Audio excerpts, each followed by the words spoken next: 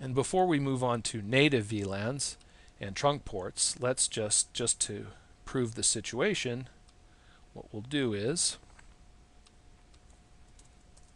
we'll do a conf t, we'll go to global config mode, we'll say line vty 0 space 15, we'll say password Cisco,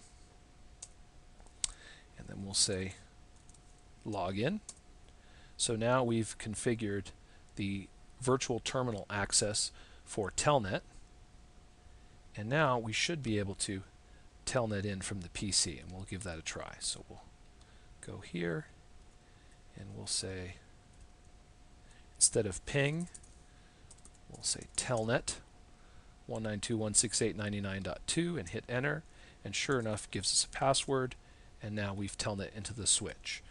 We cannot get to privileged mode because we've not set an enable password on the switch yet. To do that, it's pretty easy.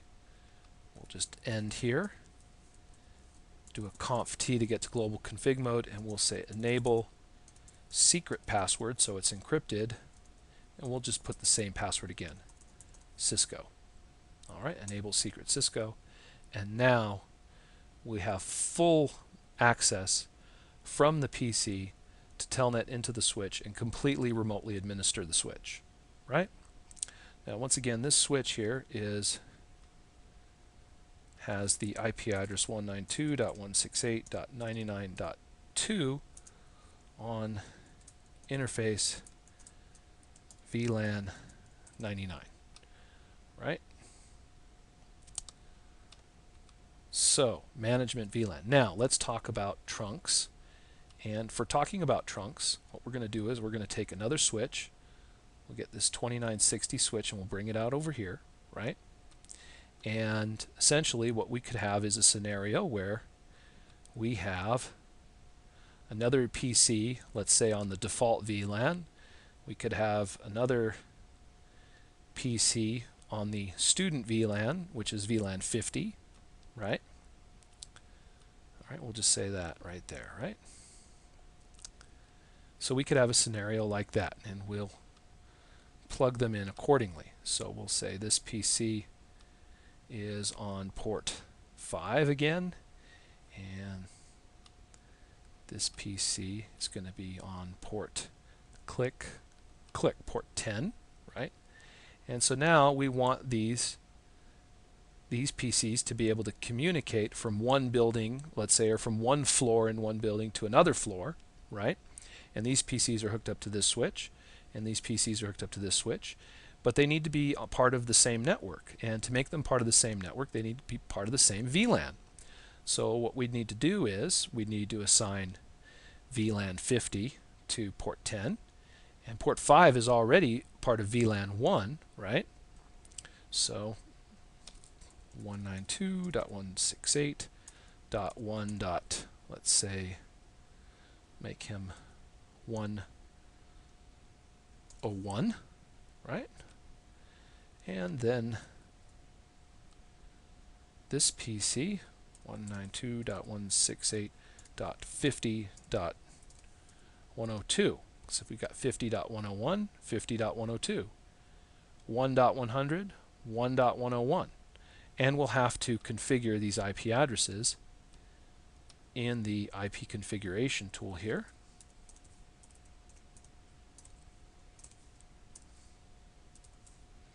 Right, I think that's the number we wanted to give him. Yep.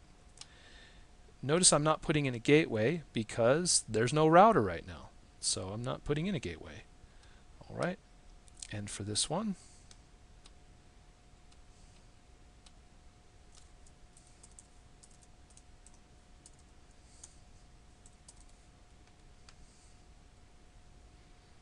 all right, that looks good.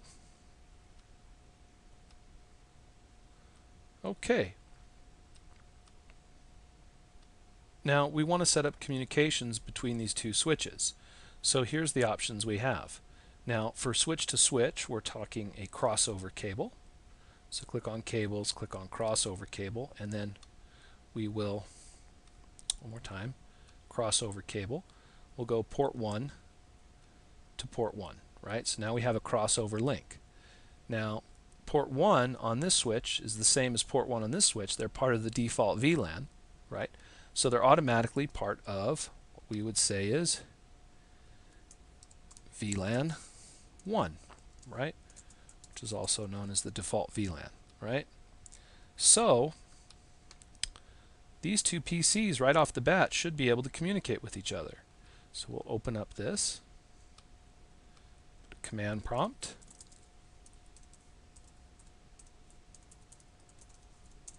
And you can see that, sure enough, this PC can communicate with this PC, right? But it's not going to be able to communicate with this PC, right? Because he's on a separate VLAN. And it's not going to be able to communicate with this PC because this PC has a separate network address here. The network address is wrong here. They're on separate networks essentially. And let's configure first of all. So there's two choices. What we could do is, if we want to communicate from here to here, we could take another port on the switch and communicate it and configure it for VLAN 50, essentially having two connections going from here to here, right? But then you waste two ports on this switch and you waste two ports on this switch. So one port for VLAN 1 and one port for VLAN 50, right? And you need two cables just so this PC can communicate with this PC and this PC can communicate with this PC, right? And you're wasting two ports on each switch. A better way to do it is to set up a trunk going across. That way both VLANs can communicate across the trunk, because a trunk can carry multiple VLANs. It's like a VLAN superhighway. So that's the better way to do it. Now, before we do that, we do have to configure port 10 here on this switch for VLAN 50. So let's do that really quickly. So type enable conf t interface FA0/10, and we'll do tab switch port mode access, switch port access VLAN 50, right? Now notice what happened here. I did something different than I did last time. I just went switch port access VLAN 50, but I hadn't created VLAN 50 first. So the switch responds with, hey, access VLAN does not exist, and then it creates VLAN 50 on the fly for me. And that was pretty nice, right? It did that automatically because I had never created VLAN 50 on this switch. So that was pretty nice. Now, if we go to look at it though, it's not going to have the nice name that I gave the other one, right? Right? The name here is VLAN 0050, right? And that's not exactly VLAN and then student, right? So that wasn't that nice. So we could always, let's see if we can fix that. Conf t VLAN 50 name student. And now we'll do that. We'll do a show VLAN, and you can see now the name is nice. It says student, right? Okay. Okay, where I left off was I have VLANs on these two switches. I've got VLAN 1, the default VLAN, and a PC on that and a PC on that, and they can communicate across this link because this link is by default part of VLAN 1, just because every port on the switch by default is part of VLAN 1. Now if I want this PC is on VLAN 50 and has a 50 network, to talk to this PC who's also on the 50 network and on VLAN 50. If I want them to be able to talk across, then one option that I have, and I mentioned this before, is grabbing another crossover cable, attaching it to port 02, attaching it to this switch to port 02, and then putting those ports on VLAN 50. So I'll just label them. So VLAN 50, right? And so I need to put ports 2 on VLAN 50, and then this PC will be able to communicate with this PC, right? because we'd have a link, an access link on VLAN 50, right? And we can do that. It's easy enough. But you're wasting 2 links on your port. You're wasting essentially 4 ports instead of just 2 if you decide to change and say, no, no, no. Instead of doing that, let's just make 1 link across and make it a trunk. So that's what we'll do. So I'm going to cancel this, and I'll deselect, and I'll cancel that link, right? And I'll cancel this right here and this right here, and we'll make this link across a trunk instead. So